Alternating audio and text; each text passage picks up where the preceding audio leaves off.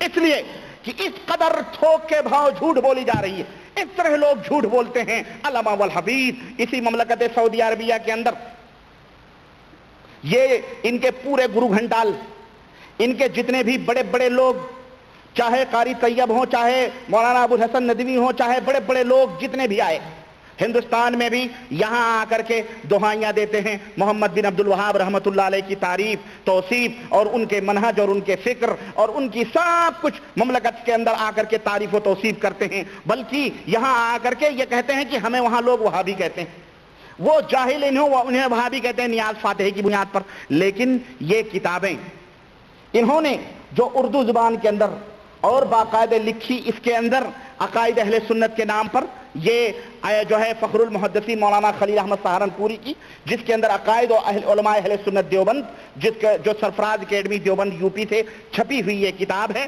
اس کتاب کے مصنف باقاعدہ جگہ جگہ انہوں نے وہابیت کو ایسی گالیاں دی ہیں اور اس طرح کی باتیں کی ہیں کہ علامہ والحفیظ بالکل برات کا اظہار کیا ہے کہ ہمارا وہابیت سے کوئی تعلق نہیں ہے۔ لیکن جب یہ کتنے بڑے جھوٹے اور کتنے بڑے مکار ہیں کہ جب یہاں آتے ہیں تو کہتے ہیں ہم وہابی ہیں، ہمارے ملکوں میں جب رہتے ہیں تو وہاں کہتے ہیں ہم وہابی نہیں۔ کیوں؟ حد ہو گئی جھوٹ کی، حد ہو گئی جھوٹ کی۔ آپ کو میں ایک بتاؤں، نمبر ایک جھوٹ تو میں آپ کو کیا بتاؤں، قدم قدم پہ اس قدر جھوٹ بول رہے ہیں کہ علامہ والحفیظ یہ یہاں کہہ رہے ہیں، میں نے بتایا ہے آپ حضرات کو، اس میں کہہ رہے ہیں کہ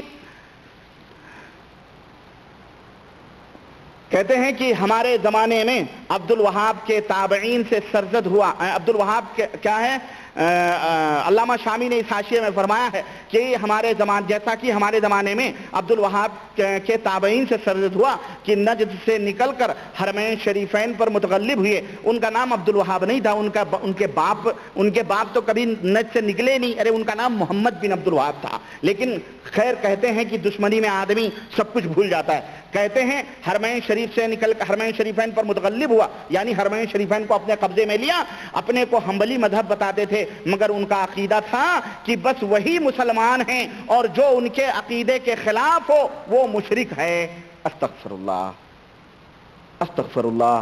یہ کتنا بڑا الزام محمد بن عبد الوہاب رحمۃ اللہ علیہ پر لگائے جا رہے ہیں، اور یہ دیوبند کے لوگ ہیں جن کے بارے میں یہاں لکھا ہوا ہے کہ اس کتاب کے اندر جتنے عقیدے لکھے ہوئے ہیں، اگر کوئی شخص ان عقیدوں میں سے کوئی کسی عقیدے کا انکار کرتا ہے اور اس کو نہیں مانتا ہے تو وہ اہل سنت والجماعت سے خارج ہے، اہل سنت والجماعت سے خارج ہے۔ لکھتے ہیں کہ خلاصہ کتاب عقائد علماء دیوبند میں علماء اہل سنت والجماعت کے عقائد ہیں، اس سے انحراف کرنے والا اہل سنت والجماعت کے گروہ سے خارج۔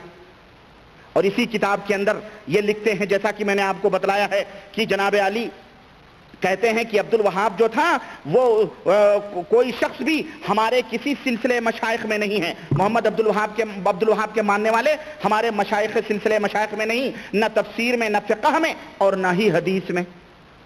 گویا محمد بن عبد الوہاب کی تفسیر الگ، محمد بن عبد الوہاب کی فقہ الگ، اور دیوبندیوں کی تفسیر اور دیوبندیوں کی فقہ الگ۔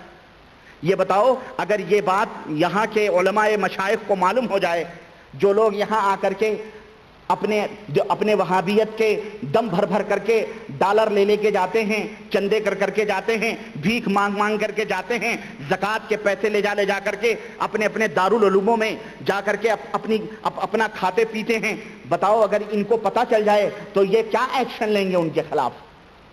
اعوذ باللہ، کتنے بڑے دوغلے اور کتنے بڑے منافق اور کتنے بڑے دجال ہیں اس دور کے یہ لوگ، جو اپنی کتابوں کے اندر وہابیت کو کہتے ہیں نہ ان کا حدیث ہماری حدیث، نہ ان کی فقہ ہماری فقہ، چلو مان لیتے ہیں، کہتے ہیں یہ حنبلی ہیں وہ حنفی ہیں، چھوڑو اس کو، نہ ان کی تفسیر ہماری تفسیر، نہ ان کی تفسیر ہماری تفسیر۔ اعوذ باللہ۔ یہی نہیں بلکہ ایک جگہ تو حضرت فخر المحدثین مولانا کیا کہوں میں، یہ کہتے ہیں کہ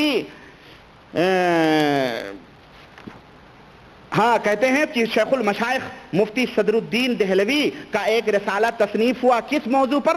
کہ نبی کریم صلی اللہ علیہ وسلم کی قبر کی زیارت کی جائے، ہے نا اس زیارت کی نیت سے سفر کیا جائے. کہتے ہیں کہ وہابیہ جو ہیں وہابیہ اس کا انکار کرتے ہیں. تو کہتے ہیں مولانا نے وہابیہ اور ان کے موافقین پر قیامت ڈھا دی. کہتے ہیں ان مولانا المفتی صدر الدین الدہلوی قدس اللہ سرہ العزیز اقام فیہا الطامۃ الکبریٰ علی الوہابیۃ ومن وافقہم واتى ببراہین قاطعہ وحجت ساطعہ. نعوذ باللہ. تو کہتے ہیں اور اسی طرح سے کہتے ہیں کہ نبی کریم صلی اللہ علیہ وسلم کی وفات کے بعد توسل لینا، ان سے مدد لینا، یہی نہیں بلکہ ہمارے نزدیک، ہمارے مشائخ کے نزدیک تمام دعاؤں میں تمام انبیاء، صالحین، اولیاء، شہداء، چاہے وہ مر گئے ہوں چاہے وہ زندہ ہوں، سب سے وسیلہ لینا جائز ہے.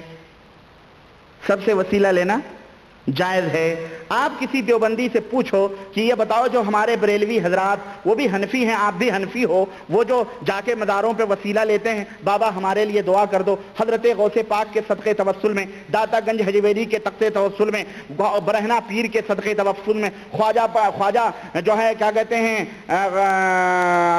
اجمیر وہاں بہرائچ والے کون ہیں؟